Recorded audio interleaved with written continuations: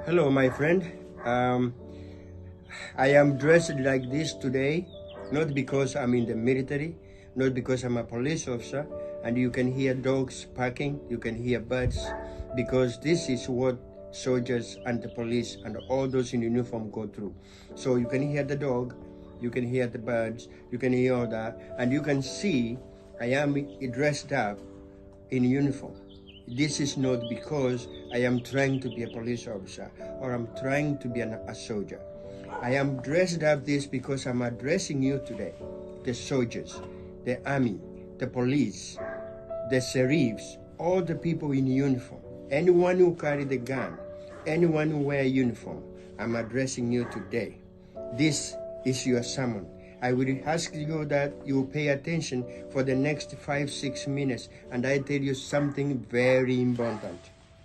Is it wrong to be a soldier? Is it wrong to be in the army? Is it bad to be a police officer? Many of us respect the police. I respect the police. I respect the work the police do.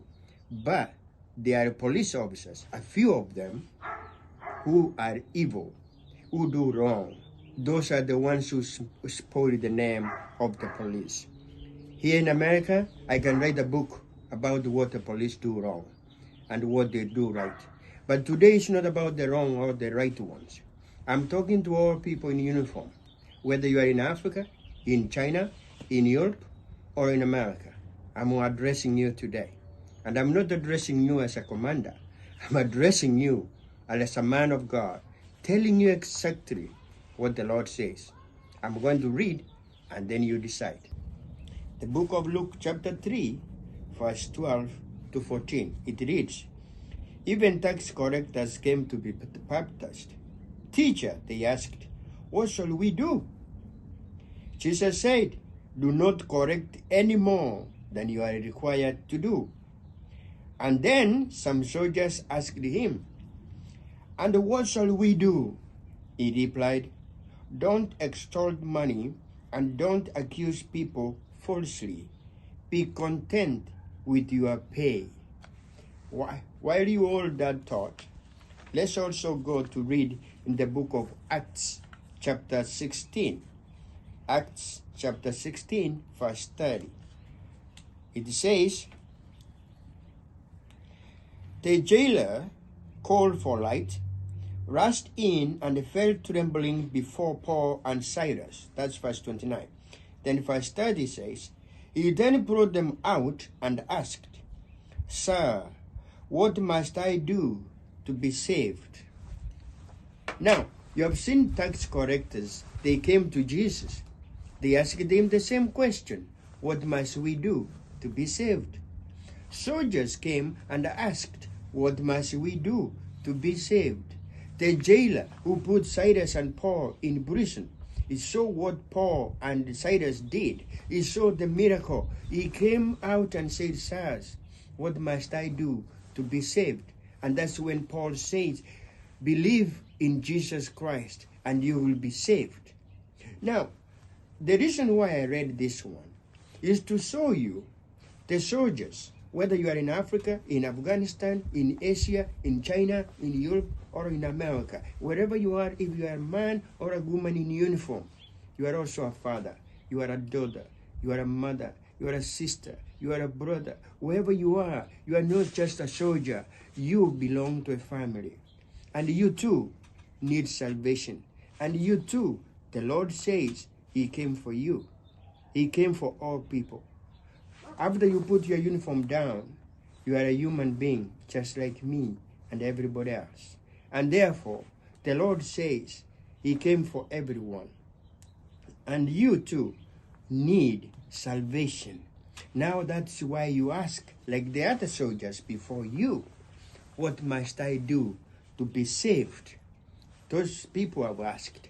Now, let me also, you have seen the soldiers talk, the jailers talked. Now, what must you do? There is an answer, and it is here in this book. Let's go to the book of Exodus. Exodus 23, verse 6 to 8. Let's read it together. And it says, Do not deny justice to your poor people in their lawsuits. Have nothing to do with a false charge, and do not put an innocent or an honest person to death, for I will not acquit the guilty. Do soldiers put people in death to death? Yes, they do.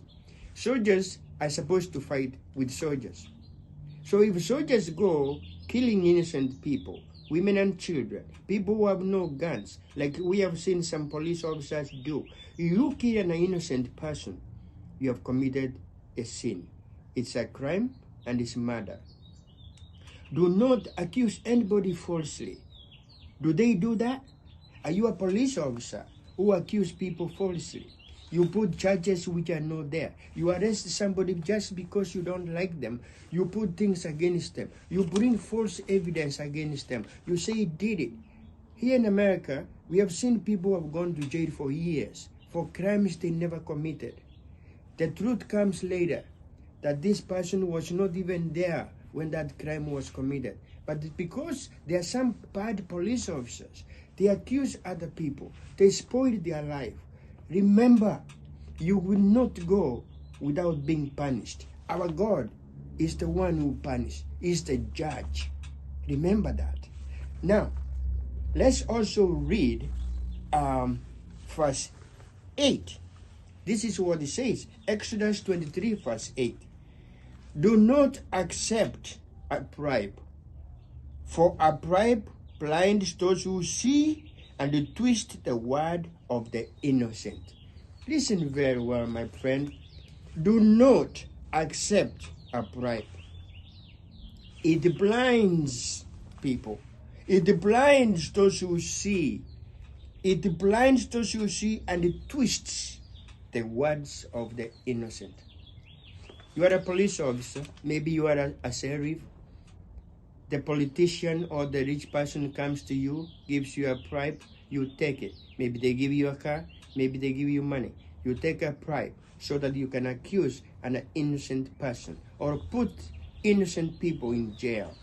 Whether you are a magistrate, I don't care who you are. If you are in authority and you take a bribe to oppress the poor, the fatherless, the widow, I'm telling you, our God listens and watches and is not going to let you free.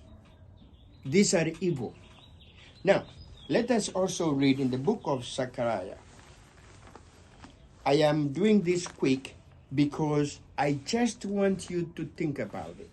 Zechariah chapter 7, verse 10.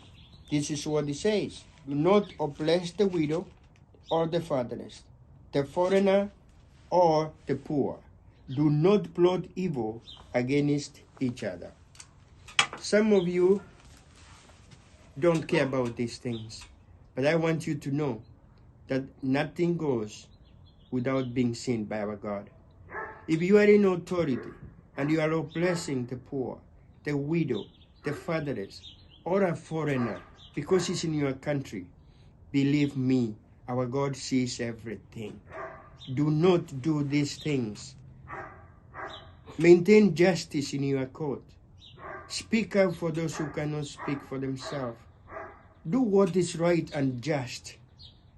Jesus said, be content with your pay. Be content with what you get, my friend. Do your job, but do not oppress others. Do not bring charges which are falsely.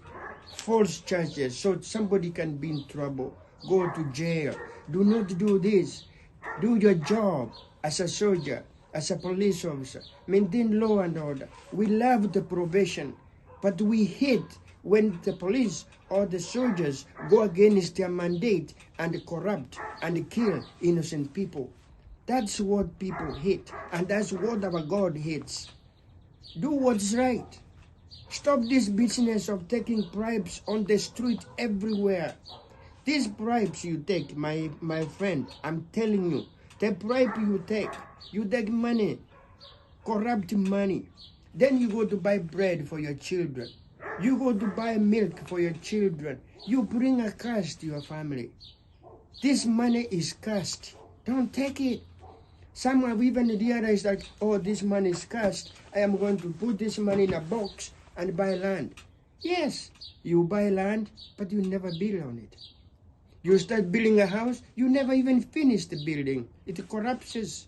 There's a lot of bad things which comes from bad money.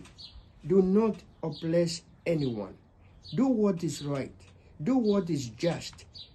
Be content with your salary. You will have peace. This is what the Lord said. I just read it. Think about it. If you do, you will have peace. You will have long life. And the Lord will be happy with you. Nobody lives forever. But while you are here, while you are in uniform, do what is right. Do what is just. And may God have mercy and peace upon you. Thank you very much.